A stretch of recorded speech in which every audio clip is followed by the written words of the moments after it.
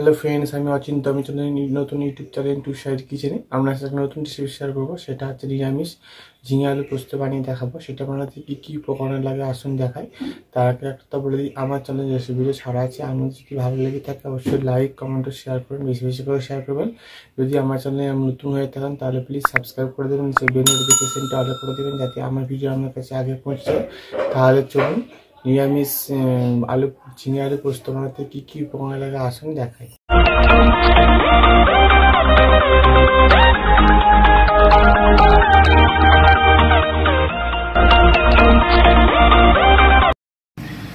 এখন দেখুন, আমি নিরামিষ ঝিঙে আলু পোস্ত বানিয়ে দেখাবো। সেটা বানাতে কী উপকরণ লাগে আসুন দেখিয়ে দিই।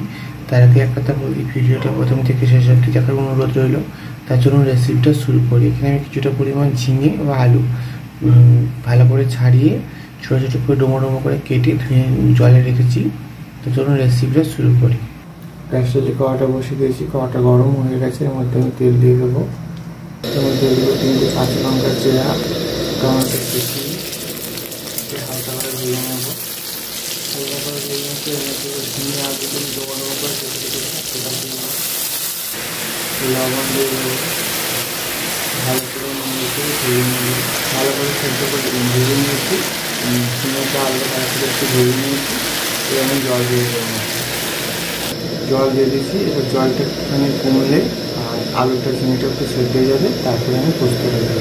দেখুন আমার ঝিঙেটা আলুটা সেদ্ধ হয়ে জলটা মারা গেছে। এর মধ্যে আমি দেবো পোস্ত বাটাটা, দেবো অল্প সামান্য হলুদ গুঁড়ো, অল্প লঙ্কা গুঁড়ো। এবং ভালো করে একটু ভালো করে হালকা হালকা নেড়ে এবার আমি হালকা হালকা আমি চাপা দিয়ে একটু সেদ্ধ করে নেবো, জলটাও শুকনো করে নেবো। দেখুন আমার নিরামিষ ঝিঙে আলু পোস্ত রেসিপিটা হয়ে গেছে, নামিয়ে নেবো। দেখুন আমার নিরামিষ ঝিঙে আলু পোস্ত রেসিপিটা রেডি হয়ে গেছে। এই রেসিপি আপনাদের ভালো লেগে থাকে অবশ্যই লাইক কমেন্ট শেয়ার করবেন, বেশি বেশি করে শেয়ার করবেন। আর প্লিজ সাবস্ক্রাইব করে আমাদের পাশে থাকবেন। চলুন দেখা হচ্ছে নেক্সট ভিডিওতে। এরকম নিত্য নতুন ভিডিও পাওয়ার জন্য আমাদের চ্যানেলটাকে অবশ্যই সাবস্ক্রাইব করুন, আমাদের পাশে থাকবেন। তা চলুন দেখা হচ্ছে নেক্সট ভিডিওতে।